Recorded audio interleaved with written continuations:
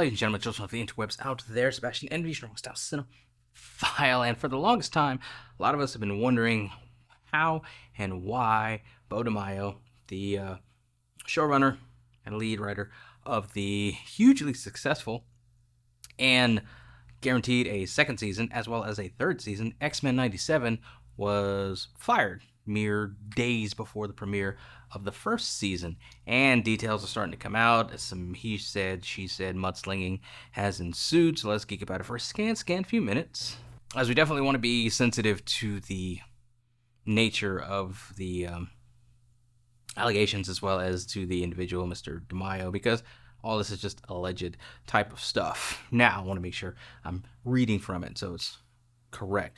This came about because recently on the socials shared that he was getting writing credits stripped away from him for X-Men Season 2, which he had. I can't remember if I had seen that he had written it. I know he planned Season 2, may have written it, but those scripts are getting rewritten as we speak, perhaps to distance himself away from him.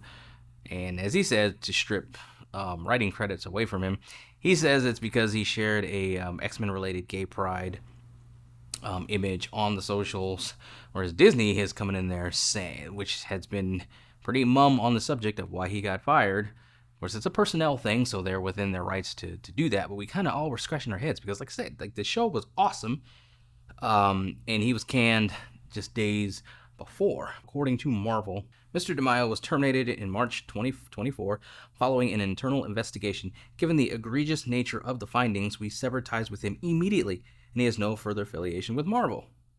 Now, according to Jeff Snyder's The Insider, clever, DaMayo's egregious behavior included allegedly sending photos of himself in various states of undress to several young staff members. He also allegedly groped an assistant and was both emotionally and physically abusive to staff members. Now, we all kind of just thought it was because DaMayo apparently at one point had an OnlyFans page. Don't know what kind of content was on it. Everybody and their mother has an OnlyFans page these days, so I'm kind of like, I mean, if you're working for some like company or whatever, and as long as you're not putting like the name of the company, or if you wear like a uniform, you're not rocking the uniform of where you work, because we've seen some law enforcement women, I don't know if any men have been caught up this way, but we've seen some where people have the uniform on in their OnlyFans video doing, some stuff, and it gets them canned. Now, if you're doing that, okay, but if you just have one, again, goddamn, everybody and their fucking mother has one at this point, As long as you're not doing anything illegal on it, as long as you're not hurting anybody, breaking any laws doing it, fuck cares, really? It's on your own time. But apparently a little bit more is going on with Mr. DaMayo, allegedly, according to Marvel. Again, he said, she said type of stuff. Now, DaMayo's lawyers said, having much experience with Disney, the playbook is always the same. Family-friendly on the outside, but secretly attempting to plant illegal, unconscionable items in contracts that silence the truth and stop the employee/customer from asserting basic constitutional rights. As we will explain through detailed examples, which we will roll out in detail one by one, Disney's model is very clear and a repetitive illegal pattern. Once it gets challenged or exposed, the gaslighting and redirection of the blame toward anyone willing to tell the truth starts through an international, well-oiled publicity machine. Beau DaMayo wants nothing from Marvel/Disney except the truth. He will bravely tell the truth, so will I. Stand by.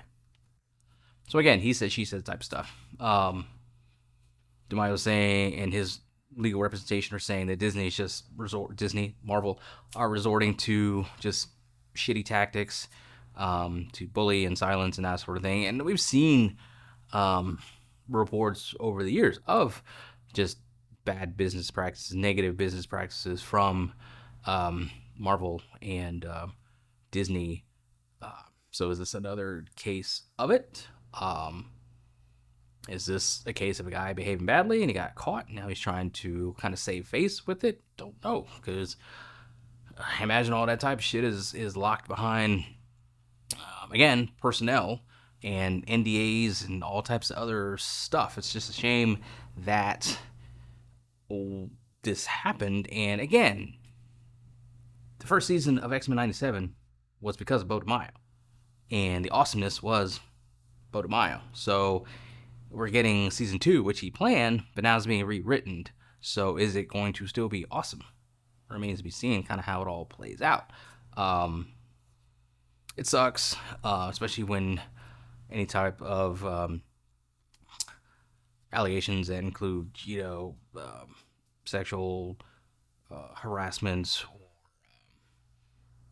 stuff that rises to physical contact and that sort of thing. Like, nobody should have to experience that from anybody, man, woman, old, young. Like, nobody should have to experience that. So I'm hoping that that's not actually what happened, but remains to be seen how it all plays out. Will we find the truth?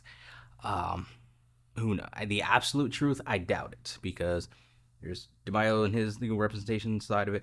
There's Disney/Marvel side of it, and in between somewhere in there is the absolute truth of what went down.